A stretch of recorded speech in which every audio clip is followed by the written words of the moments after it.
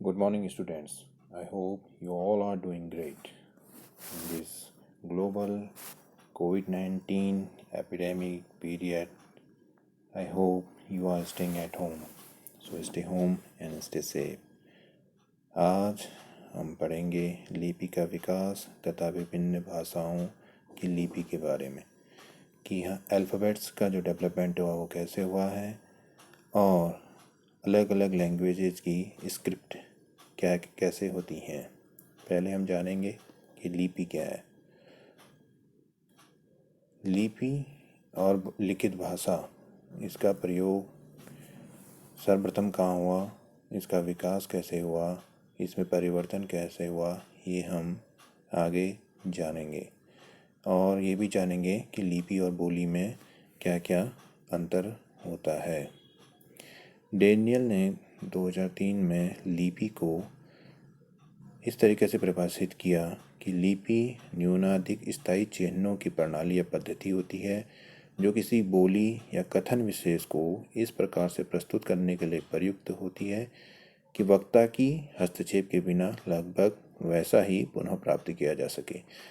तो हम लिपि में किन चीज़ों का प्रयोग करते हैं वो हैं चिन्हों की प्रणाली या पद्धति, यानी कि एक सिस्टम है हमारे सिंबल्स का, वही सिंबल्स जो हमारी भाषा या बोली को लिखित रूप में रखते हैं और जो विचार या संदेश वक्ता ने दिए हैं श्रोता भी लगभग वैसा ही प्राप्त करते हैं या वैसा ही अर्थ निकालते हैं। लिपि का उद्देश्य दूरवर्ती संवाद को वस्तुनिष्ठ तरीके से स्थापित करना भी होता है।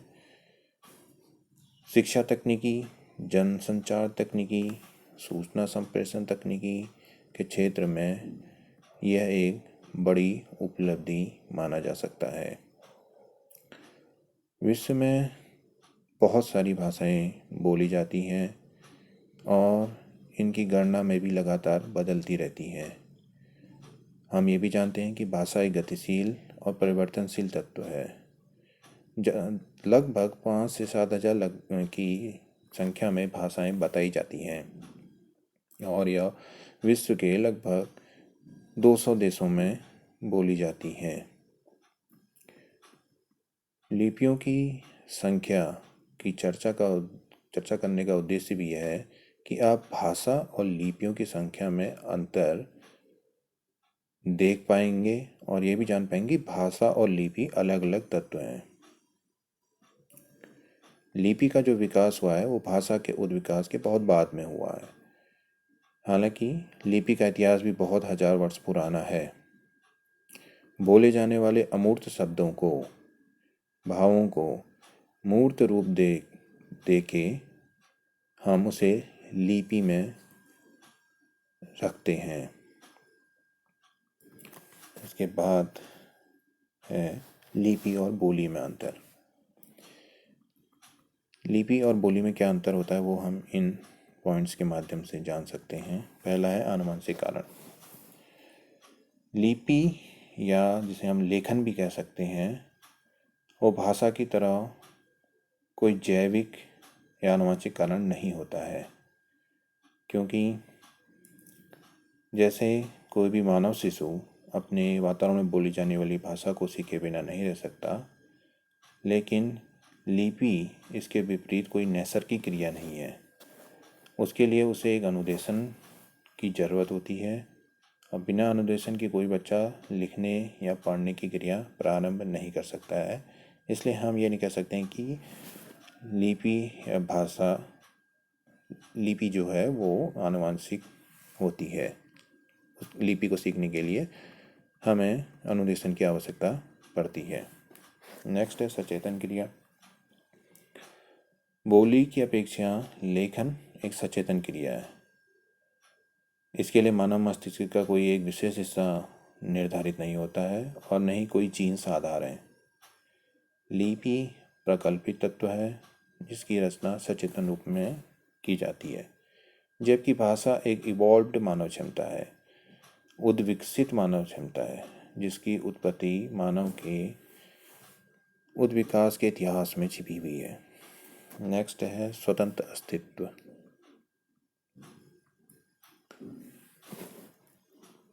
इस प्रयोग से हम जान पाएंगे कि भाषा और लिपि का स्वतंत्र अस्तित्व होता है।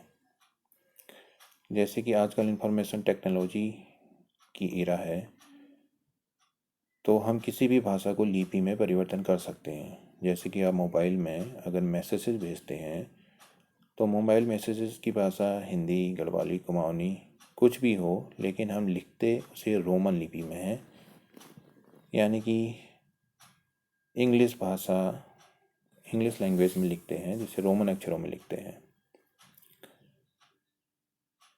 और कभी कभी हम अंग्रेजी के शब्दों को भी देवनागरी लिपि में लिखते हैं। जैसे इसलिए आप ये कह सकते हैं कि लिपि और भाषा अलग अलग तत्व है। जैसे कि उत्तराखंड की जो प्रशासनिक भाषाएं हैं, हिंदी और संस्कृत, उन दोनों को ही हम देवनागरी लिपि में लिखते हैं। बहुत सी हिंदी भाषाओं की कहानियों को आप रोमन लिपि में कई इंटरनेट साइट में पढ़ सकते हैं। दो भाषाओं के संयुक्त प्रयोग के कारण कुछ ब्लॉग्स लेखकों ने तो रोमनागरी शब्द का प्रयोग शुरू कर दिया। रोमनागरी एक संयुक्त शब्द है जो हिंदी देवनागरी तथा अंग्रेजी रोमन लिपि में लिखे जाने का प्रयोग होता है। इसमें देवनागरी के अक्षर तथा रोमन लिपि के होते हैं। नेक्स्ट, गतिशीलता। भाषा या बोली अपने गतिशील और प्रवाहमय लक्षण के कारण विकसित होती रहती है और विलुप्त भी हो सकती है। उत्तराखंड की लगभग 15 बोलियां बोली जाती हैं, लेकिन इनमें से गढ़वाली तथा कुमाऊनी ही प्रमुखता से बोली जाती है। बाकी बोलियां तो लगभग अदृश्य हो गई हैं तथा उत्तराखंड के लोग भी नहीं जानते कि उनकी बोलियां उनकी संस्कृति का अंग रही हुई हैं।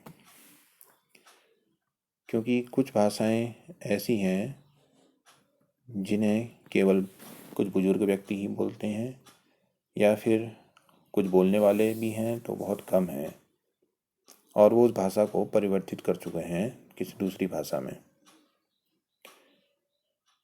जबकि अगर अपने किसी भाषा या बोली को चिरंजीवी बनाना है तो उसे लिखित भाषा के रूप में होना बहुत ज़रूरी है। जब तक आप लिपि के लेखन और प्रयोग का लिखने के प्रयोग नहीं करेंगे, तब तक वो बोली नगण्य हो जाती है। नेशनल ज्योग्राफिक पत्रिका के अनुसार हर 2 सप्ताह में लगभग एक भाषा लुप्त हो जाती है, क्योंकि उनकी लिपियां नहीं हैं। नेक्स्ट,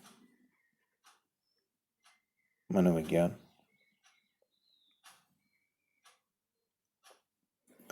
भाषा विज्ञान को मनोविज्ञान के साथ जोड़कर ये समझते हैं तब कि लिपि भाषा विज्ञान को छोड़कर संकेत या लक्षण विज्ञान सेमियोटिक्स की तरफ होती है। क्योंकि मनोविज्ञान के अनुसार भाषा एक संज्ञानात्मक अमूर्त प्रक्रिया है, जबकि लिपि जो है वो मूर्त और स्थूल प्रकृति होती है। नेक्स्ट, ज्ञानेंद्रियां। ज्ञानेंद्रिय प्रयोग के आधार पर भाषा और लिपि में अंतर होता है।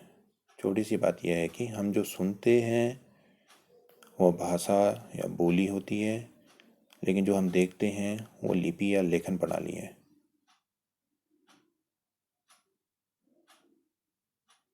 पठन के आधार पर इस उदाहरण से हम इन दोनों के एक साथ प्रयोग को समझ सकते हैं कि हम पढ़ते समय देखते भी हैं और बोलते भी हैं। नेक्स्ट, लिपि और बोली में क्या संबंध होता है। पहला, सांस्कृतिक प्रतीक।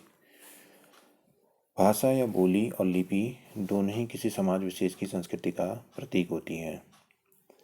इसके परिणाम स्वरूप ये हमारे पहचान और स्वाभिमान का कारण भी बनती हैं। जब हम अपने देश से बाहर होते हैं या अपने प्रदेश से बाहर होते हैं और हमें अपनी मातृभाषा बोलने का अवसर मिलता है तो हम इसका अनुभव सुखद करते हैं। या फिर यदि आप अपनी भाषा बोलने वाले व्यक्ति को उत्तराखंड से बाहर पाते हैं तो आप उसे तुरंत पहचान लेते हैं तथा समय उपलब्ध रहने पर परिचय बढ़ाकर आप वार्तालाप भी करते हैं। इसलिए ये हमारा सांस्कृतिक प्रतीक भी है। दूसरा, शिक्षण। जैसे कि हमने पहले अंतर में समझा कि भाषा को समाज में रहते हुए हम सीख लेते हैं, जबकि लिखी सीखने के लिए शिक्षण की आवश्यकता होती है। लेकिन नैसर्गिक अधिगम की प्रक्रिया मातृभाषा में ही होती है। अन्य भाषाओं को सीखने के लिए हमें शिक्षण या अनुदेशन की आवश्यकता पड़ती है, क्योंकि मातृभाषा तो हम बिना शिक्षण या अनुदेशन के सीख लेते हैं, जबकि अगर हम अन्य भाषा सीखेंगे तो उसके लिए हमें शिक्षण या अनुदेशन की आवश्यकता पड़ती है। नेक्स्ट, सूक्ष्म और अस्थायी। भाषा सूक्ष्म और अस्थायी तत्व होती है, जबकि लिपि स्थूल एवं चिरस्थायी तत्व है।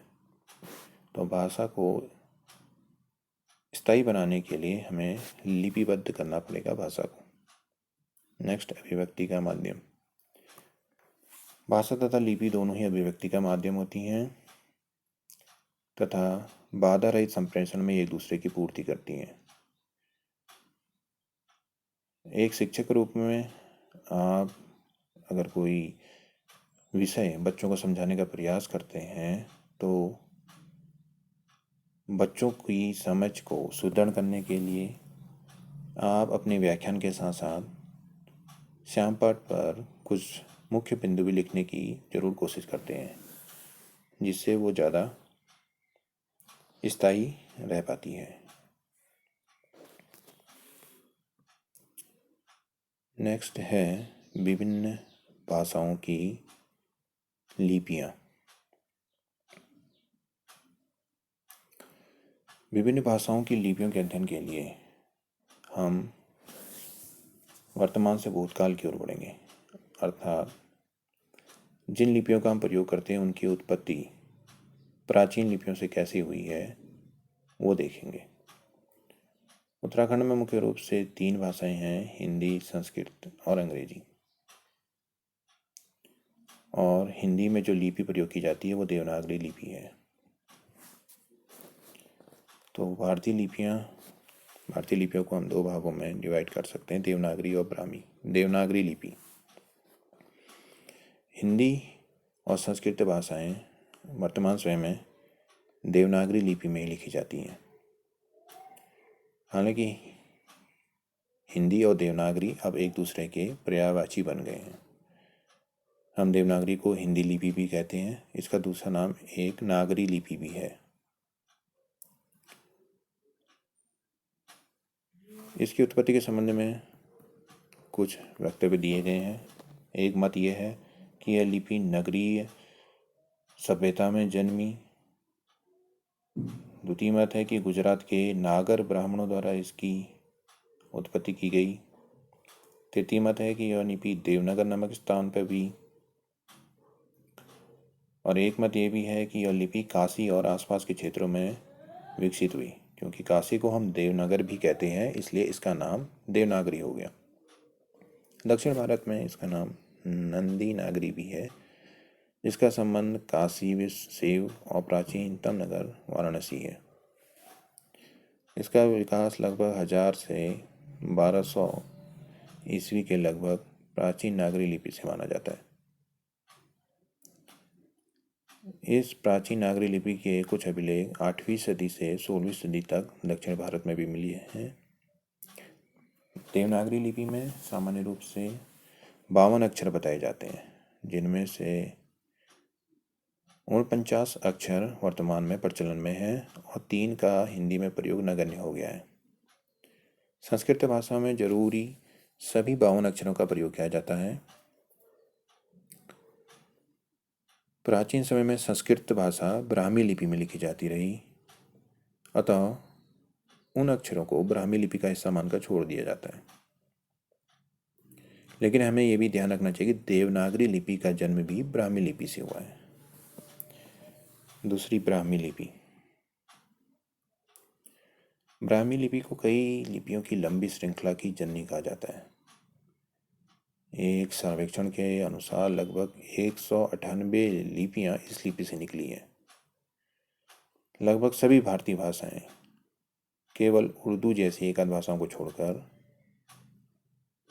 और लिपियों के जन्म नेपाल, बांग्लादेश आदि एशियाई देशों की भाषाओं की लिपियां भी ब्राह्मी से ही जन्मी हैं।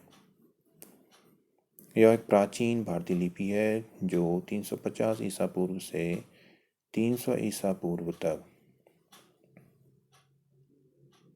भारत के अधिकतम भाग में प्रचलन में रही। प्रोफेसर ब्यूलर के अनुसार इस लिपि में 41 अक्षर थे, जिनमें 9 स्वर और 32 व्यंजन थे।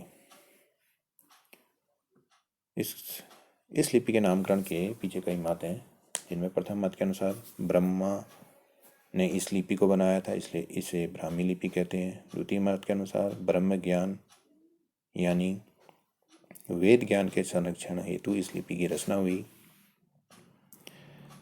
तीसरे मत के अनुसार ब्राह्मणों ने इसे बनाया इसलिए और इसका प्रयोग किया, इसलिए इसका नाम ब्राह्मी लिपि हो गया। कई पाश्चात्य विद्वान ब्रह्म, अहम आदि विकारों के कारण इसकी उत्पत्ति चीनी लिपि से मानते हैं, लेकिन ऐसी कल्पना करना अकल्पनीय बात है। चीनी लिपि में की समानता ब्राह्मी लिपि में तो है, परंतु दोनों में एक से अधिक अंतर भी है। जैसे कि लिपि बाएं से दाएं लिखी जाती है, जबकि चीनी या सामी लिपि दाईं से बाईं ओर को लिखी जाती है। सामी में केवल 22 अक्षर हैं, जबकि ब्राह्मी में 40 अक्षर होते हैं। ब्राह्मी में वर्णों की आकृति वृत्तात्मक होती है, जबकि अन्य विदेशी भाषाओं में ऐसी रचना नहीं देखी जाती है। इस लिपि अब हम देखेंगे ब्राह्मी लिपि को 2 भागों में डिवाइड कर सकते हैं, उत्तरी शैली और दक्षिणी शैली। पहला उत्तरी शैली। उत्तरी शैली से जो जिन लिपियों का विकास हुआ उनमें है सबसे पहला गुप्त लिपि। यह लिपि गुप्त वंश के राजाओं के अभिलेखों जैसे कि प्रयाग प्रशस्ति आदि अभिलेख में मिलती है। दूसरा है कुटिल लिपि। यह गुप्त लिपि से ही जन्मी एक लिपि है। इसमें स्वरों की मात्राएं कुटिल या टेढ़ी हो जाती हैं, इसलिए इसे कुटिल लिपि कहते हैं। इससे नागरी और शारदा लिपियों का विकास हुआ है। तीसरा है प्राचीन नागरी लिपि। इस लिपि की पूर्वी शाखा से बांग्ला लिपि और पश्चिमी शाखा से राजस्थानी, गुजराती, महाराष्ट्री आदि लिपियां विकसित हुई हैं। नेक्स्ट है शारदा लिपि। इस लिपि का विकास प्राचीन समय में कश्मीर और पंजाब में हुआ। 10वीं शताब्दी के लगभग इसी लिपि का प्रयोग होता था। कश्मीरी, गुरुमुखी, डोगरी आदि लिपियां इसी से निकली हुई हैं। नेक्स्ट है बांग्ला लिपि। बांग्ला लिपि बांग्ला, उड़िया आदि भाषाओं में प्रयोग की जाती है। इस लिपि से असमी, मणिपुरी भाषाओं का जन्म हुआ है। नेक्स्ट है ब्राह्मी लिपि की दक्षिणी शैली। इससे निम्नलिखित लिपियां उत्पन्न हुई, जिसमें पहला है पश्चिमी लिपि। यह लिपि 5वीं सदी के लगभग प्रयोग में थी। गुजरात, नासिक, कोंकण आदि क्षेत्रों में मिले लेखों में इस लिपि का प्रयोग मिलता है। नेक्स्ट मध्य प्रदेशी लिपि। यह लिपि 4वीं से 8वीं सदी के लगभग प्रयोग में रही। मध्य प्रदेश, बुंदेलखंड, हैदराबाद आदि के लेखों में इस लिपि का प्रयोग होता था। नेक्स्ट है तेलुगु कन्नड़ लिपि। यह लिपि तेलुगु और कन्नड़ भाषाओं की लिपि है। नेक्स्ट कलिंग लिपि। यह लिपि 7वीं से 11वीं सदी के मध्य कलिंग के क्षेत्र में प्रचलन में थी। नेक्स्ट ग्रंथ लिपि। मलयालम और तेलुगु लिपियां ब्राह्मी लिपि की इसी शाखा से निकली मानी जाती हैं। इसमें संस्कृत ग्रंथों की रचना हुई, इसलिए इसका नाम ग्रंथ लिपि हो गया। नेक्स्ट तमिल लिपि। 7वीं सदी से आज तक यह भाषा तमिल भाषा की लिपि है। धन्यवाद।